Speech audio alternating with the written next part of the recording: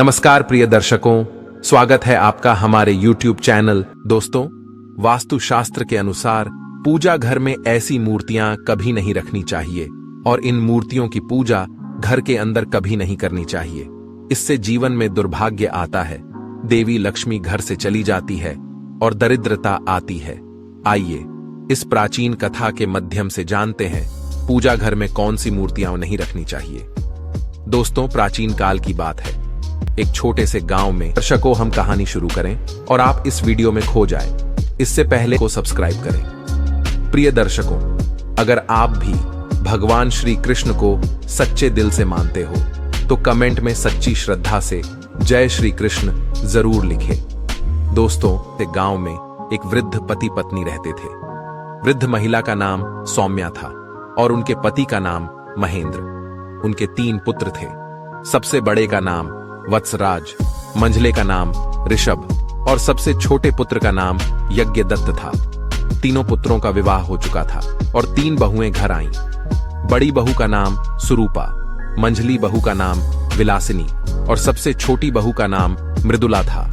सौम्या अपने परिवार में सभी से प्रेम करती थीं, लेकिन बड़ी बहुएं सुरूपा और विलासिनी स्वभाव से अत्यंत स्वार्थी थीं। वे घर के काम और पूजा पाठ में कोई रुचि नहीं रखती थीं, जबकि सबसे छोटी बहू मृदुला अत्यंत संस्कारी और विनम्र थी और सास ससुर की सेवा करना अपना परम कर्तव्य मानती थी। एक दिन की बात है जब सौम्या सुबह सुबह अपनी नियमित पूजा करने में व्यस्त थीं।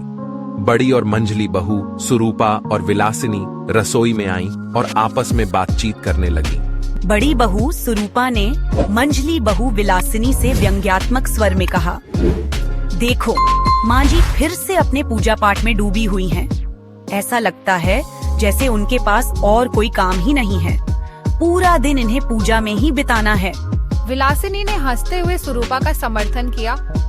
हाँ दीदी, और हमसे उम्मीद की जाती है कि हम भी इनकी तरह सारे काम छोड़कर बस पूजा पाठ में लग जाएं।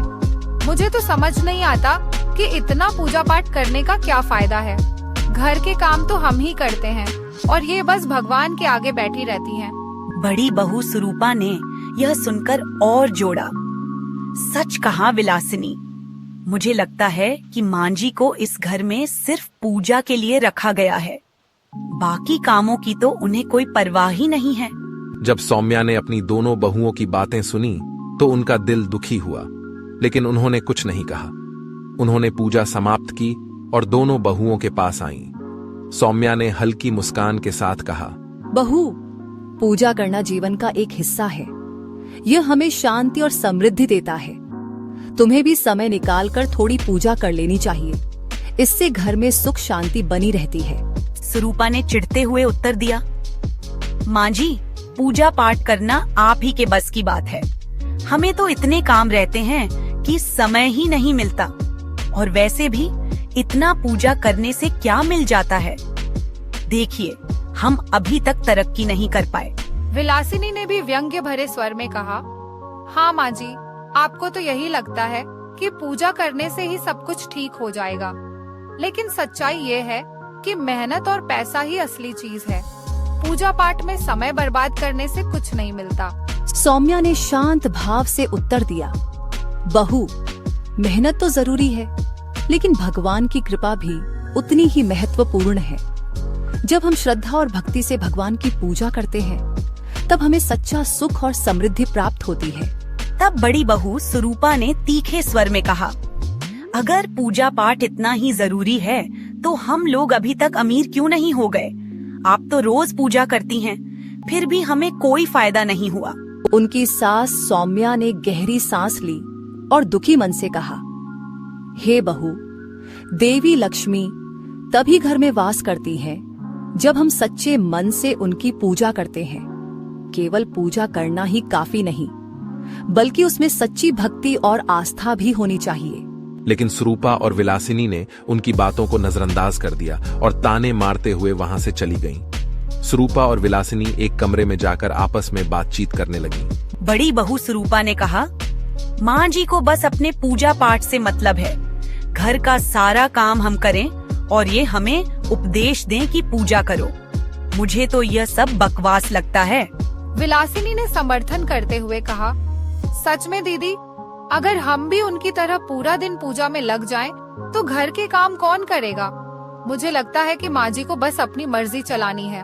सुरूपा ने हंसते हुए कहा, हाँ विलासिनी, और देखो वह छोटी बहू मृदुला भी बिल्कुल माँ जी की तरह बनती जा रही है। हर दिन सासू माँ के साथ बैठकर पूजा करती रहती है। मुझे लगता है हम दोनों को एक दिन अपना हिस्सा मांग लेना चाहिए और इस घर से अलग हो जाना चाहिए। कम से कम अपनी मर्जी से तो रहेंगे। विलासिनी ने सिर हिलाते हुए कहा, बिल्कुल सही कहा। यह घर हमारा भी है और हमें अपनी मर्जी से जीने का हक है। वहीं दूसरी ओर सबसे छोटी बहू मृदुला हमेशा सौम्या का आदर करती थी। जब वह देखती कि सुरूपा और विलासिनी सास के साथ अपमानजनक व्यवहार कर रही हैं, तो वह चुपचाप उनके कार्यों को सहन करती, लेकिन कभी भी अपने संस्कारों को नहीं छोड़ती। मृदुला ने अपनी सास सौम्या से कहा, माँ जी, आप परेशान मत हो, आप अपनी पूजा करती रहें। भगवान आपकी भक्ति से अवश्य प्रसन्न होंगे। सौम्या ने मृदुला की बात सुनकर उसे स्नेहपूर्वक देखा और कहा, बेटी, तुम्हारा दिल बहुत साफ है, तुम्हारी भक्ति सच्ची है और मुझे विश्वास है कि तुम्हारे घर में देवी लक्ष्मी का वास हमेशा रहेगा। समय बीतता गया और सुरूपा और विलासिनी धीरे धीरे अपने पतियों को मां से अलग होने का दबाव डालने लगी। बंटवारे की स्थिति धीरे धीरे घर में पनप रही थी। सुरूपा और विलासिनी अपनी सास सौम्या से नाखुश थीं और उनके पूजा पाठ से तंग आ चुकी थीं। वे अब अपने अपने पतियों पर अलग होने का दबाव डालने लगीं ताकि वे स्वतंत्र रूप से अपनी मर्जी के अनुसार रह सकें और घर के कामकाज और जिम्मेदारियों से बच सकें। एक शाम की बात है, जब वत्सराज अपने काम से घर लौटा तो सुरूपा उसे देखकर झुंझलाते हुए बोली, हे स्वामी, कब तक हम इस घर में माँ जी के साथ यूं ही रहेंगे? मैं अब और सहन नहीं कर सकती। हर दिन वही पूजा पाठ, वही नियम कायदे। मुझे तो सांस लेने की भी जगह नहीं मिलती। वत्सराज ने हैरानी से उसकी ओर देखा और कहा, हे सुरूपा, माँ तो बस अपनी पूजा करती हैं, उसमें तुम्हें क्या परेशानी है? वह तो तुम्हें कुछ भी नहीं कहती। सुरूपा ने नाराजगी से जवाब दिया, परेशानी? हे स्वामी, क्या आपने कभी देखा है कि मैं पूरे दिन किस तरह काम करती हूँ? माँ जी की पूजा पाठ और उनके नियमों के कारण मैं दिन भर बंधी रहती हूँ। यहाँ तक कि मैं अपनी मर्जी से कोई भी काम नहीं कर सकती।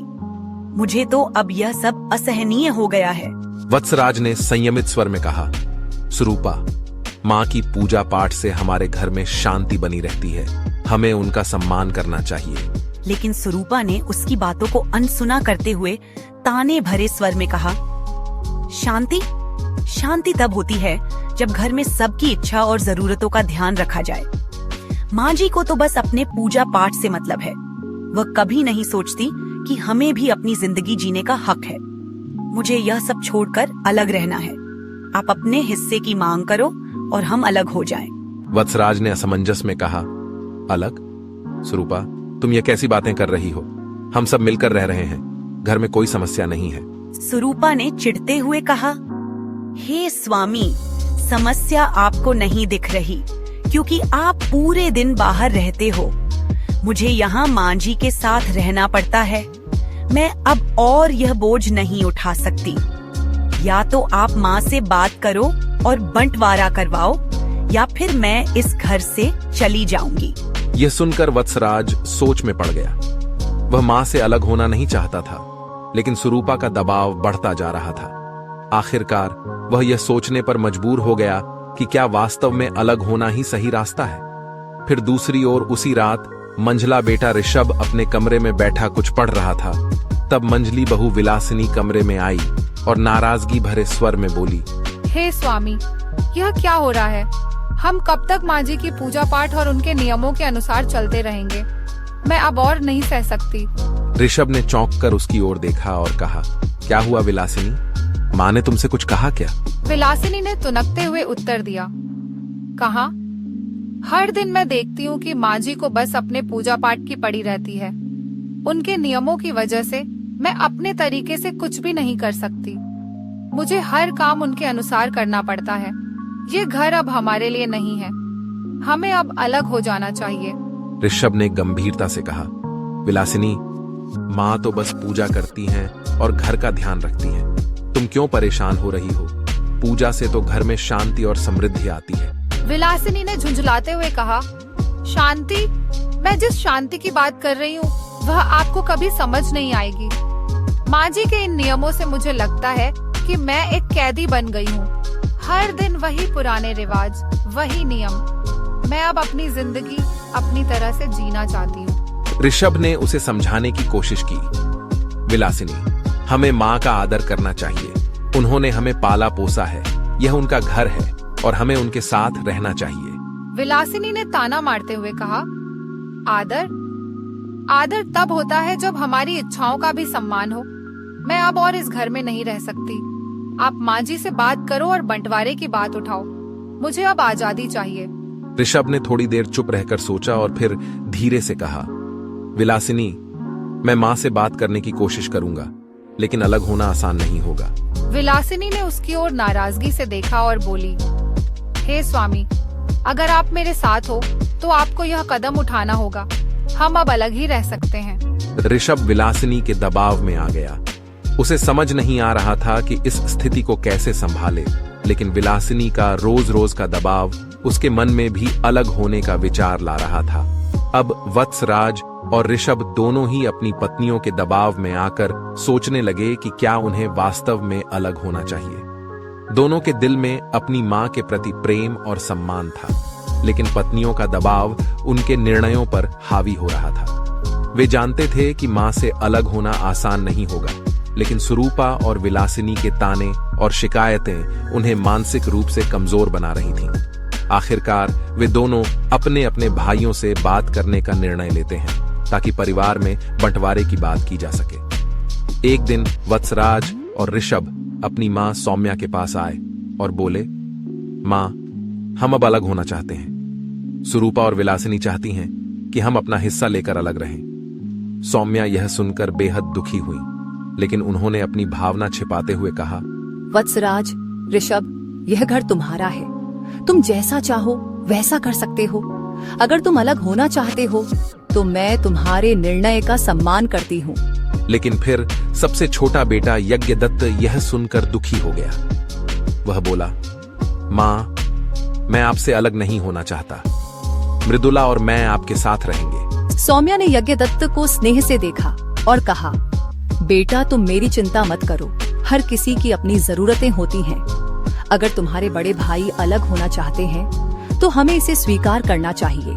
फिर सभी का बंटवारा हुआ और सभी भाइयों को अपने अपने हिस्से का सामान, जमीन, पशु और वस्तुएं मिल गई। लेकिन मां के पूजा घर का बंटवारा अभी बाकी था और सुरूपा और विलासिनी की नजर अपनी सास की सुंदर सुंदर मूर्तियों पर थी और वह उन मूर्तियों को भी पाना चाहती थी, क्योंकि वह मूर्तियां बहुत कीमती और रत्नों से जड़ित थीं।